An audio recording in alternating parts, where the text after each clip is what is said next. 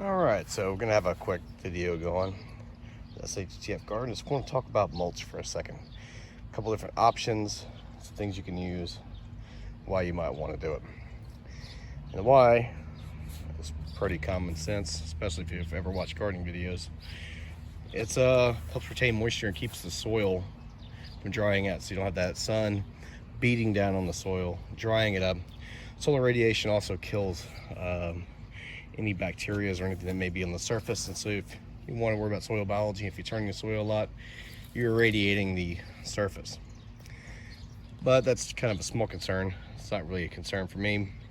There's a couple places and reasons why I want to do mulch in certain circumstances. Tomato bed has been mulched, and it's been mulched with some old hay, straw, or whatever that is I got from the feed store. It's labeled as hay.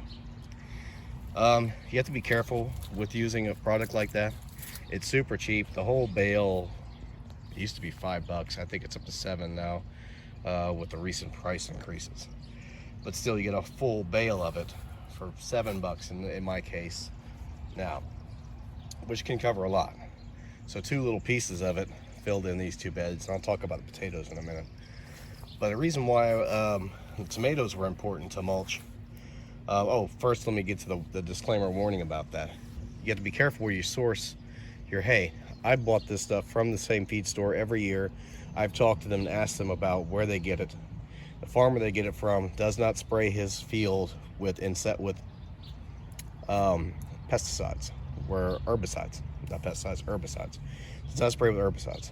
If you get a persistent herbicide, it can stay in the hay for an extended period of time, and as the hay is put into your garden space, it can actually kill off whatever it is that you're trying to plant in there. Of course, obviously, I need to move some of this in that corner right there and try and block out those weeds.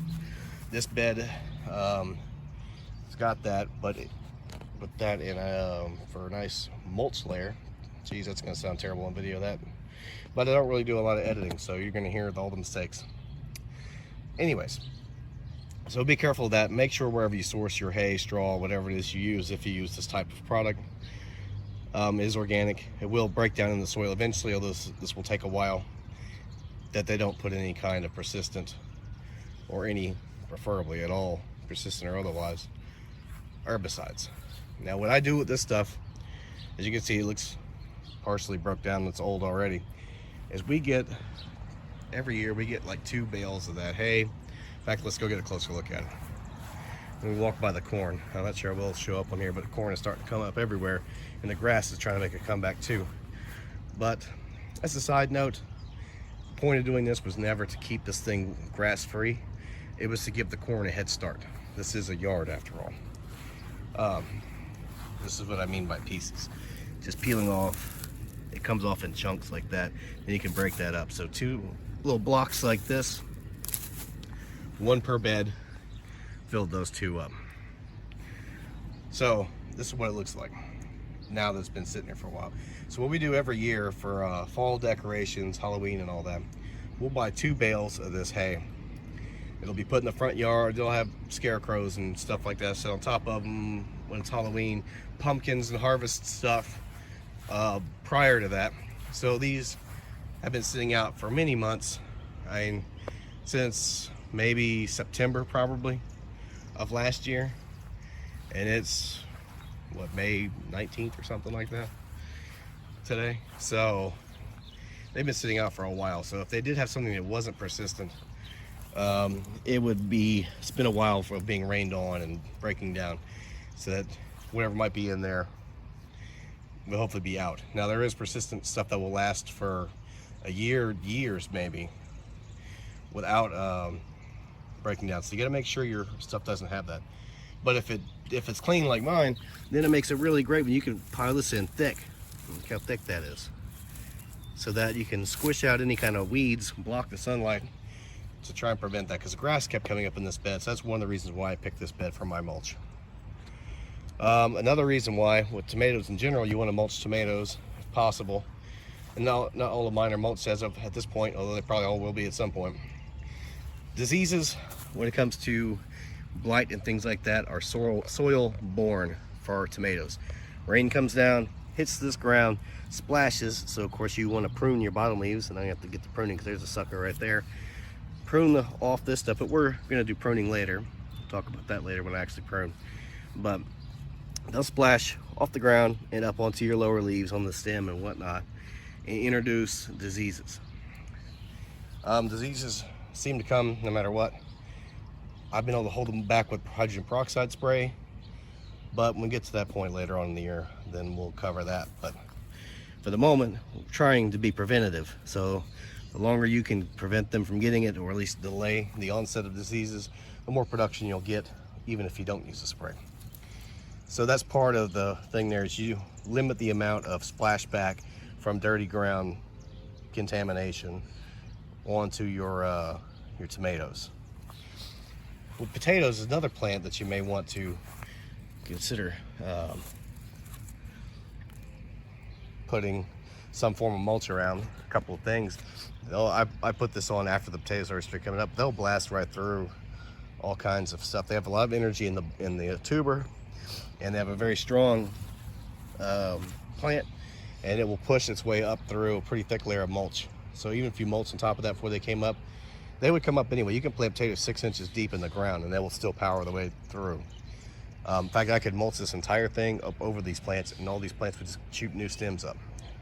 It would just grow up even more. But whenever it comes to potatoes, you want to make sure they have a nice layer of mulch. Let's see, maybe there's a case in point here. There's some coming up here.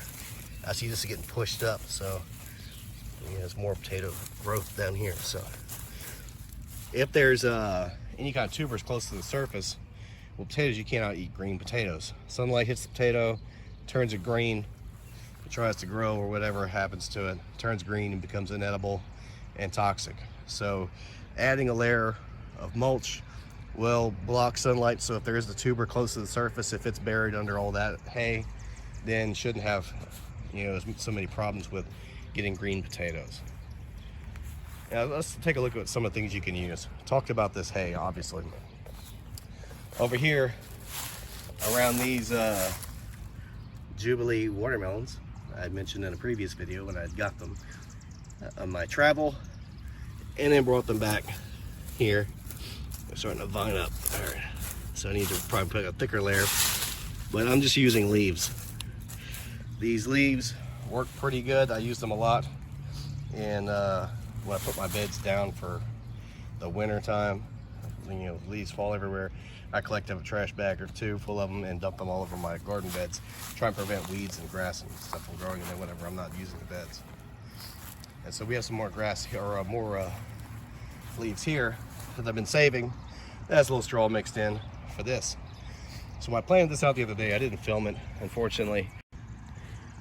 I had a lot of stuff to do and not a whole lot of time to do it. So one secret to keeping your beds weeded is whenever you see one when you're walking by, don't ignore it. I mean, you probably have to ignore some to some extent, otherwise you'll be out here all day long, but always just grab a few whenever you walk by, and that'll help keep the weeds under control. But I planted these squash out, although if people make any comments about it, they'll probably tell me they're too close together, and they'd be right. But I'm planting them deep, or planting them thick, because I have pest problems with what is that one that stings the, can't remember, I'm drawing a blank on now. It'll sting the stem and lay an egg in there, and the worm will come out and eat your vine borer. There it is. So there's vine borers in this area, and so I'm expecting to lose some to that. They usually take out 1 or 2 of my plants per year. They're not a major problem, but I do have them, and there's rabbits and whatnot around here too. In fact, some of these plants you see here are actually replacements because I've already lost a couple. So I'm putting a bunch in here under the expectation that at least some of them will survive. I planted 3 rows of 3, even with my filling in. You can see there's one missing right there, but and there's one missing right there.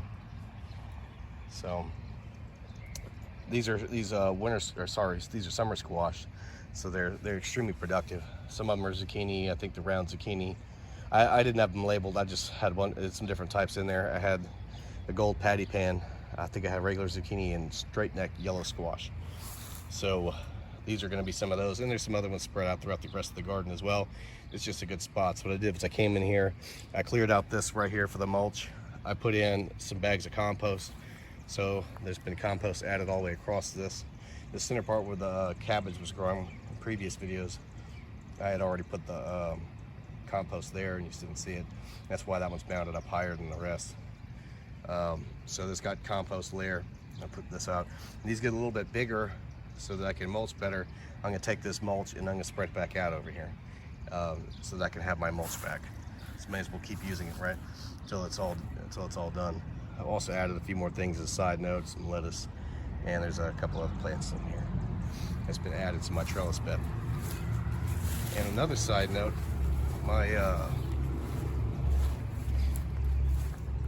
strawberries going gangbusters over here in this corner. Here's just, let's see if I can find any. Here's a little green one. I found a beautiful red one. I was like, oh, I can't wait to eat it. And then I seen the hole, and there was a roly-poly in there eating it. So my first strawberry that I noticed is ripe is being eaten by insects. And here's more. So let's see if it'll focus. Yeah, it's not focusing too well, but hopefully it's clear enough to be able to tell it's a cluster of strawberries. I did notice this too while I'm getting to talking about the garden. It excites me every time I talk about it. That's Casper eggplant right there. And this is part of an experiment because I noticed, and it may just be anecdotal. Let's see if I don't see any little pinpricks in my leaves yet. There's a real bad problem with flea beetles over here, eating the leaves of eggplant. That's one of the reasons why I picked two different varieties, the traditional Black Beauty and the Casper, hoping, I know the Black Beauty gets devoured by flea beetles. I've not seen if, uh-oh. I see the telltale signs already. Why is this not focusing very well?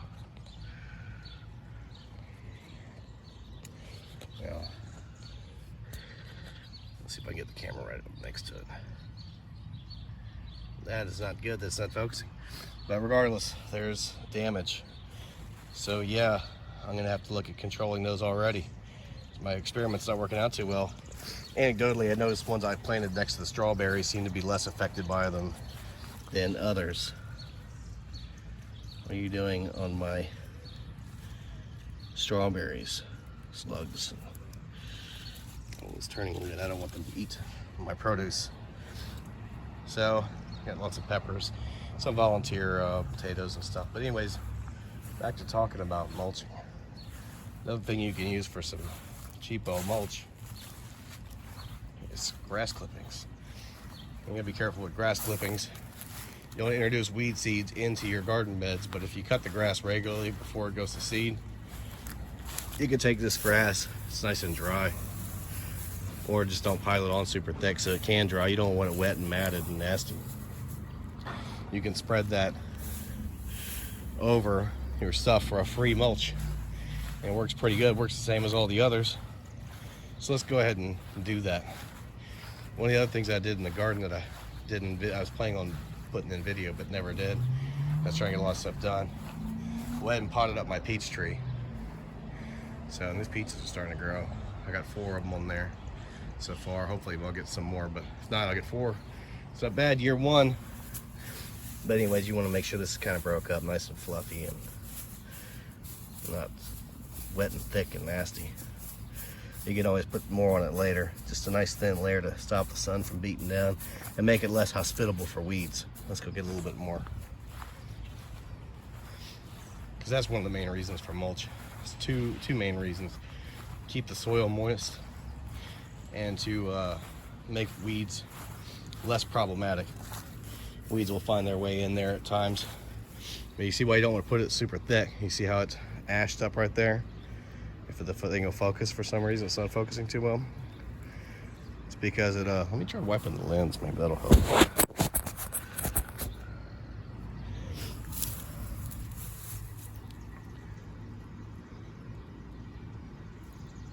thing. I don't know what's wrong with it. But anyways, if you can see it in there where it's turned white, your compost heats up. In fact, this is actually hot. Put my hand in there, wow, that's really warm. It's cooking. So while it's in there cooking, let's get some from the top. You don't want to put a thick enough layer where it's going to start cooking and damage your plants. So you want a nice, you can put it on wet, like, well, not wet, but fresh in a thin layer, or you can let it dry out and, you know, already be somewhat broken down, you know, when it comes to doing whatever, because grass by itself doesn't really turn into a very good, I mean, it will eventually break down into a compost. It doesn't compost very well by itself. It's only 1/2 the ingredients needed for good compost, but putting it on there thin enough and light enough so it doesn't try and compost on you, you can use that. That's a nice free resource for when I cut the grass the other day. So now I have free mulch. Didn't have to go and pay for, except for my labor and the gas and the lawnmower, which I would be doing anyway. And that's it. That's all the update I have. This is probably gonna be the worst filmed video I've done yet. Of course, none of them are that, I guess, are as professional as they could be, maybe, I don't know. But that's how we roll here in the SHTF garden. It may not be the prettiest production, but it's all about food production. Here in the grand solar minimum / food price increase times we are living in. They always say, may you live in interesting times. I think we are living in interesting times, and I'm doing what I can to make sure there's food for me to eat, regardless of what the prices do or availability. And my lawnmower's left out here, not my lawnmower, my wheelbarrow.